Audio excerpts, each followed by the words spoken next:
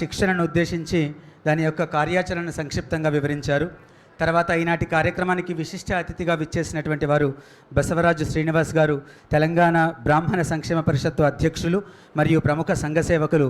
వారిని ఆత్మీయ భాషణం సాగించవలసిందిగా స్వాగతం. అందరికీ నమస్కారం. ముఖ్య అతిథి పద్మశ్రీ గరికపాటి వారు, వేదిక మీద ఉన్న పెద్దలందరూ కూడా, వేదిక ఎదురుగా ఉన్న పెద్దలందరికీ నా నమస్కారాలు తెలియజేస్తున్నాను. అవధాన విద్యా వికాస పరిషత్ ఈ 5వ అవధాన శిక్షణ సప్తాహం. అంటే నాకు ఈ సబ్జెక్టు మీద పెద్ద మాట్లాడే అవకాశం లేదు, కానీ ఈ శతావధానం కానీ అవధానం కానీ టీవీలలో ఇక రవీంద్ర భారతిలో అట్లాంటి చోట్ల జరిగినప్పుడు నేను చాలా కార్యక్రమాలు అటెండ్ అయ్యాను. ఒక అవధానికి ఉండాల్సింది మేధస్సు. ఎంత మేధస్సు అంటే 100 మంది ప్రశ్నలు వేస్తుంటారు, మధ్యలో అప్రస్తుత ప్రసంగం కూడా జరుగుతుంటుంది.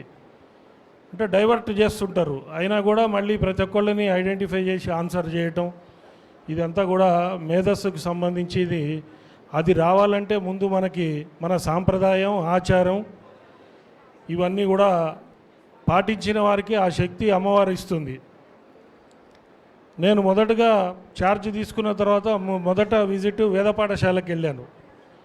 అంటే వేదం ఉంటేనే సనాతన ధర్మం ఉంటుంది, సనాతన ధర్మం ఉంటేనే దేశం ఉంటుంది అని పూర్తిగా నమ్మిన వాడిని. కాబట్టి ఫస్ట్ వేద పాఠశాలకు వెళ్ళాను. రెండవ ప్రోగ్రాం మాది ఈ సాహిత్య సభకి రావటం జరిగింది. ఇక్కడ చాలామంది పెద్దలు ఉన్నారు, శతావధానులు, సహస్రావధానులు, అవధానంలో శిక్షణ పొందిన వారు. వారందరికి కూడా నేను హృదయపూర్వక నమస్కారాలు తెలియజేస్తూ నాకు ఈ అవకాశం ఇచ్చిన దర్శనం శర్మ గారికి మరొకసారి ధన్యవాదాలు తెలియజేస్తూ ముగిస్తున్నాను. జై హింద్.